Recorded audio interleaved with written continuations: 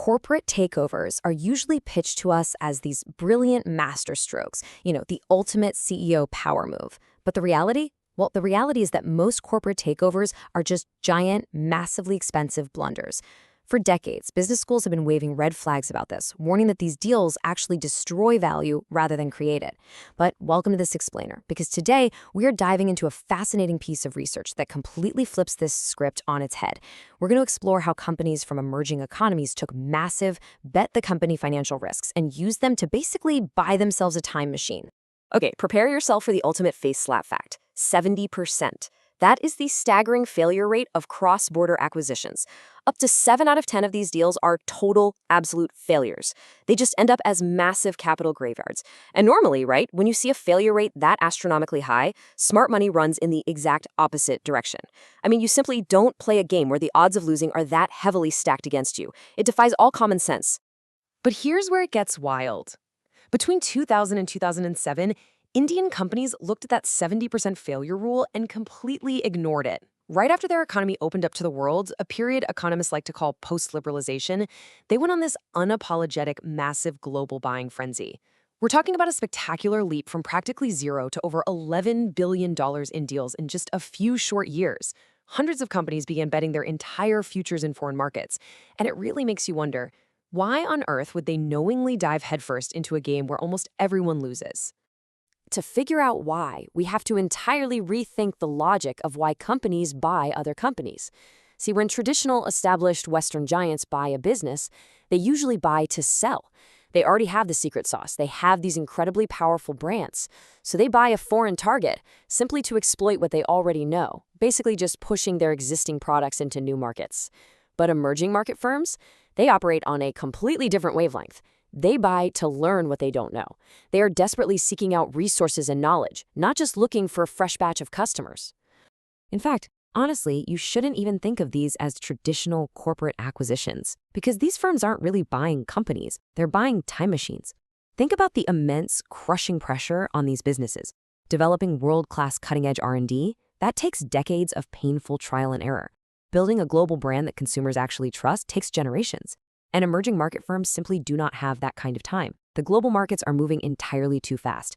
By the time they build a proprietary microchip or a recognized brand from scratch, their window of opportunity will have slammed completely shut. But by acquiring an established foreign firm, they instantly absorb all of that history. They get the R&D, they capture the brand value, they leapfrog all that slow, agonizing internal work, and literally buy their way right into the future. Researchers call this the springboard strategy, and here is exactly how it works. Step 1, your previously closed home market suddenly opens up to international trade.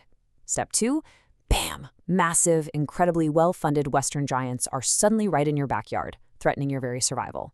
Now, you can't possibly beat them by slowly building up your own defenses over 20 years, so step 3, you go out and buy a foreign firm specifically to grab their advanced tech and pristine brand reputation. Step 4, instant leapfrog. You bounce right back into your home market and eventually global markets, fully armed and ready to fight. Take Tata Tea as a prime example.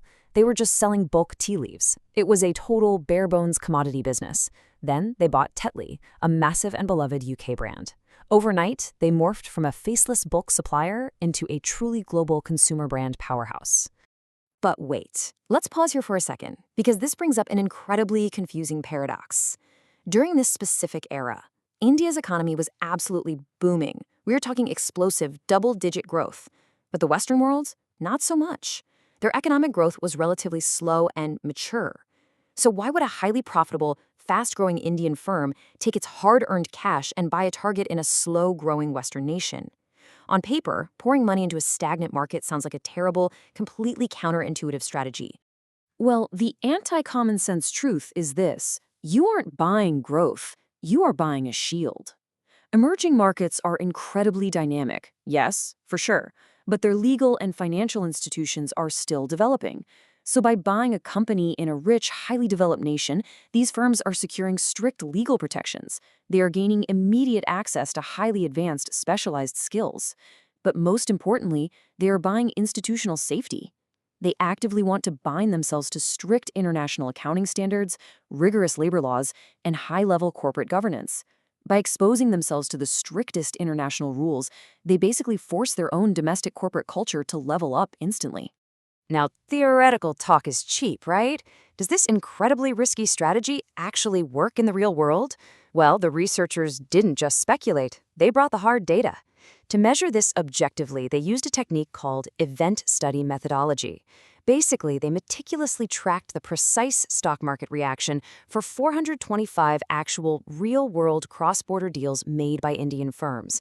By looking at a very tight window of days right before and right after a deal's announcement, this method isolates the market's true opinion. It filters out all the other random noise of the stock market. They wanted to see, purely and objectively, if shareholders actually valued these massive time machine purchases. And what they found is fascinating.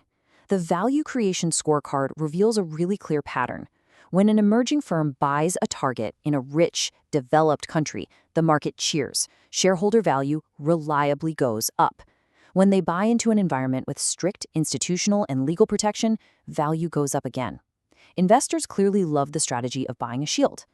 But, and here's the crazy part, if the acquiring firm is already highly profitable before making the deal, their stock value actually goes down. Why? Because the market realizes they don't desperately need the time machine. They already have the resources and market power, so they have far less to learn. Basically, the hungrier you are and the more in need your firm is for a radical transformation, the bigger the market reward. The data shows the stock market heavily rewarded the bold. Going global and buying these foreign assets created a massive 2.58% windfall in what researchers call abnormal returns. Simply put, that just means the company's stock jumped significantly higher than normal market trends would ever predict. And that 2.58% windfall, it completely destroys the weak 0.63% return generated by playing it safe and just buying a domestic company back home. In the brutal, highly competitive world of corporate finance, fortune truly favored the risk takers.